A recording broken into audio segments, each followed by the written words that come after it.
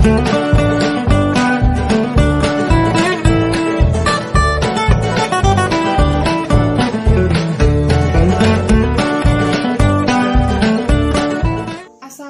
warahmatullahi wabarakatuh. Jadi di sini saya akan melakukan praktikum mandiri atau bereksperimen tentang kelarutan kualitatif. Sebelum praktikum dimulai, saya akan memperkenalkan diri. Perkenalkan, nama saya Nurbaiti Soleha, NIM 2061341, kelas A Praktikum Farmasi Fisik Universitas Islam Indonesia. Adapun tujuan yang akan diperoleh dari praktikum ini, yaitu untuk memahami kelarutan kualitatif dari zat aktif dan mengetahui faktor-faktor yang dapat mempengaruhi kelarutan zat aktif. Nah, jadi di sini saya akan melakukan 3 percobaan, yaitu yang pertama, pengamatan kelarutan, yang kedua, 2 faktor yang berpengaruh pada kelarutan, yaitu suhu dan pengadukan. Dan percobaan yang ketiga, pengenalan kelarutan tak jenuh, dan lewat jenuh. Langsung aja kita nonton videonya. Alat dan bahan yang digunakan dalam praktikum. Yang pertama, ada gula pasir,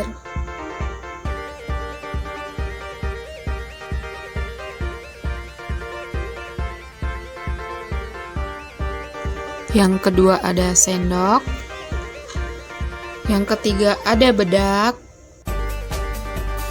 yang keempat ada gelas, yang kelima ada air mineral, yang keenam ada panci, yang ketujuh ada garam. Dan inilah alat dan bahan yang akan kita gunakan dalam praktikum kali ini. Percobaan pertama, pengamatan kelarutan.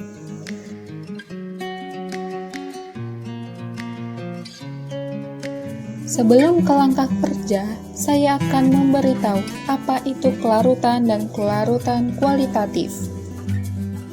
Kelarutan sendiri merupakan sediaan cair yang mengandung satu atau lebih zat terlarut dalam pelarut yang sesuai membentuk sistem termodinamika yang stabil secara fisika dan kimia, di mana zat larut terdispersi secara molekuler dalam sejumlah pelarut tersebut.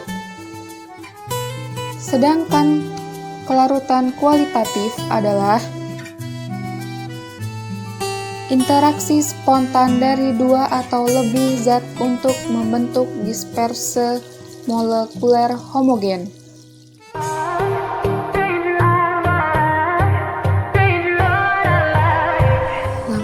Yaitu siapkan 4 gelas, lalu masukkan bahan-bahan ke dalam gelas, yaitu ada gula, garam, tepung, dan bedak. Lalu masukkan air ke dalam gelas. Air yang dimasukkan itu harus sama rata dengan gelas yang lain. Lalu aduk menggunakan sendok dengan waktu 1 menit. Kenapa 1 menit? Karena untuk melihat larutan mana yang cepat larut dengan waktu sesingkat itu.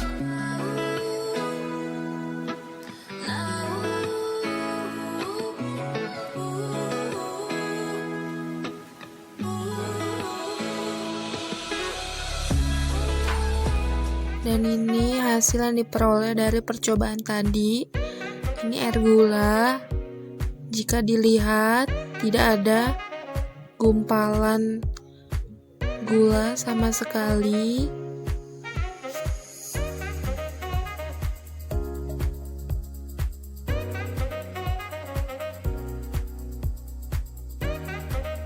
Cangkir kedua ini yaitu larutan air garam.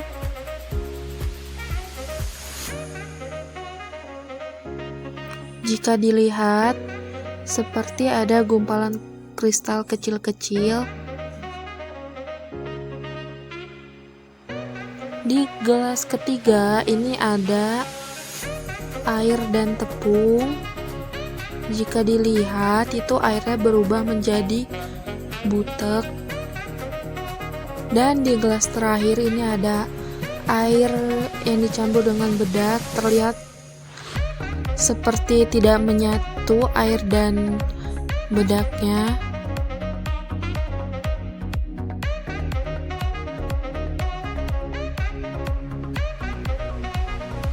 Kesimpulan yang dapat diperoleh dari percobaan 1 yaitu gula dan garam dapat terlarut dengan air walaupun terdapat kristal kecil di dalamnya. Sedangkan bedak dan tepung tidak dapat terlarut dengan sempurna. Mengapa demikian? Karena keempat bahan tersebut sulit terlarut pada air yang bersuhu normal atau dingin karena jumlah pergerakan molekul pada air dingin tidak sebanyak yang ada di air panas, dan karena jumlah timbukan yang terjadi juga hanya sedikit, maka hal itu kurang bisa merobek ikatan molekul padat yang dicampurkan pada air.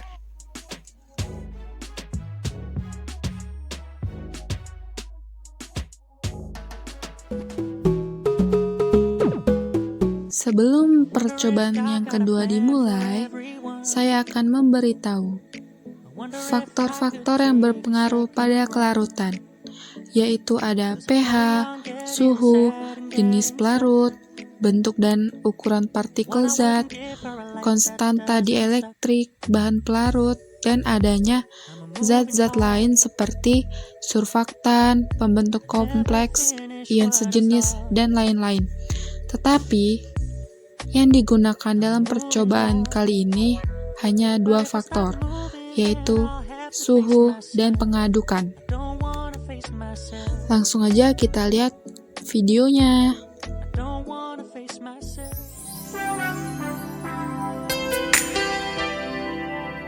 Langkah kerjanya yaitu siapkan 2 gelas yang berisi air panas dan air dingin.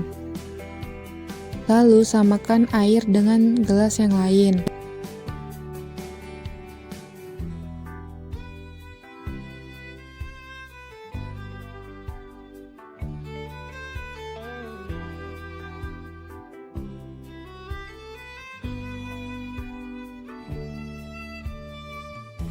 Kemudian beri gula pada masing-masing gelas dengan takaran 1 sendok. Lalu kita lakukan percobaan terlebih dahulu dengan yang menggunakan air panas. Lalu yang kedua akan dilakukan percobaan pada air yang bersuhu normal atau dingin.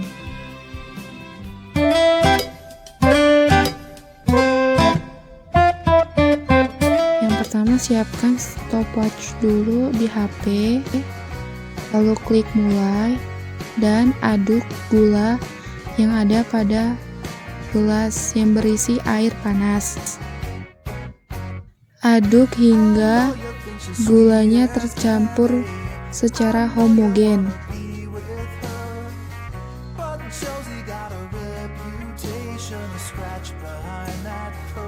Jika dirasa sudah homogen,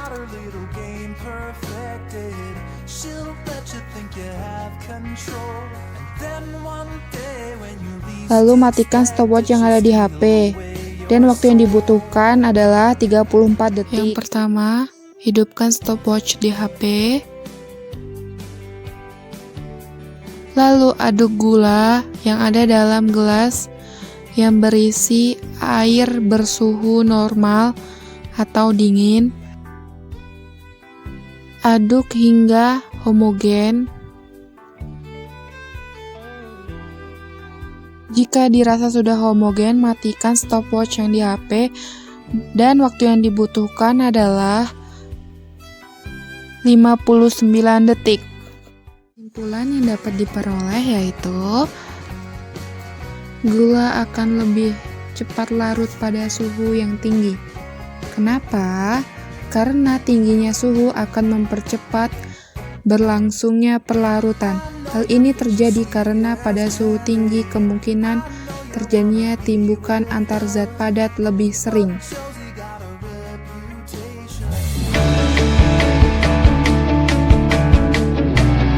Siapkan gelas yang berisi air biasa, lalu masukkan gula 1 sendok dan hidupkan stopwatch di HP.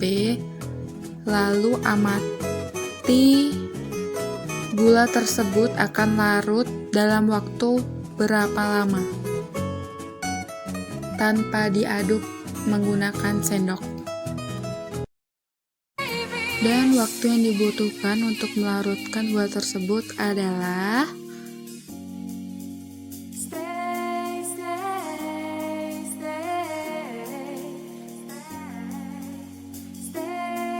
10 menit lewat 5 detik. Yang pertama, hidupkan stopwatch di HP. Lalu aduk gula yang ada dalam gelas yang berisi air bersuhu normal atau dingin. Aduk hingga homogen. Jika dirasa sudah homogen, matikan stopwatch yang di HP dan waktu yang dibutuhkan adalah 59 detik. Hasil pengamatan tersebut dapat disimpulkan bahwa larutan yang diaduk akan lebih cepat larut dibandingkan dengan larutan yang tidak diaduk.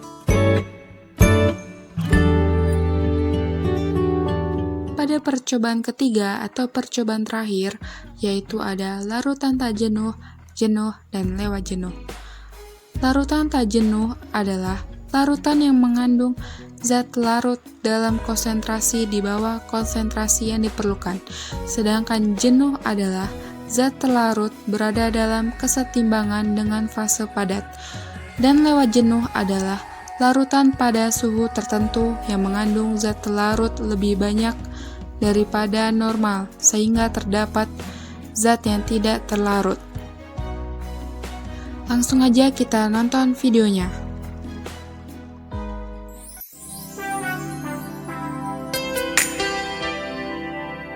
Yang pertama yaitu siapkan gelas, lalu masukkan air ke dalam gelas, lalu tambahkan garam ke dalam gelas dan aduk hingga rata.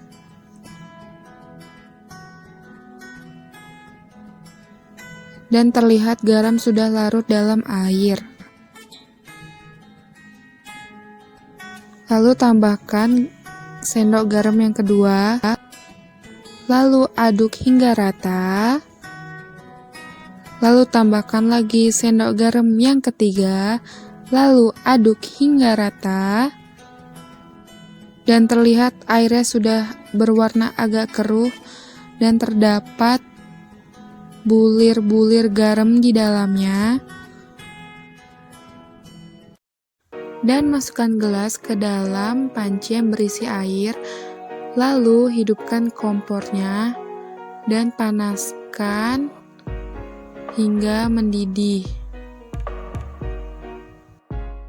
Jika sudah mendidih, angkat gelas yang berisi air garam dengan tisu agar tidak kepanasan. Kemudian dinginkan air tersebut dengan cara merendam gelas yang telah mendidih ke dalam baskom yang berisi air dingin, agar air garam yang terdapat dalam gelas tersebut mendingin. Setelah mendingin, dan inilah hasilnya air garam tersebut. Seperti ada gumpalan garam di dalamnya. Dari hasil pengamatan tersebut dapat disimpulkan bahwa larutan tak jenuh akan terjadi pada saat penambahan sendok garam yang pertama. Sedangkan larutan jenuh terjadi pada saat penambahan garam yang ketiga. Dan larutan lewat jenuh terjadi pada saat air garam yang sudah dipanaskan lalu didinginkan.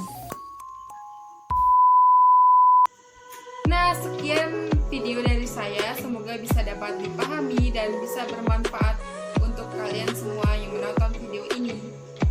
Sekian dari saya.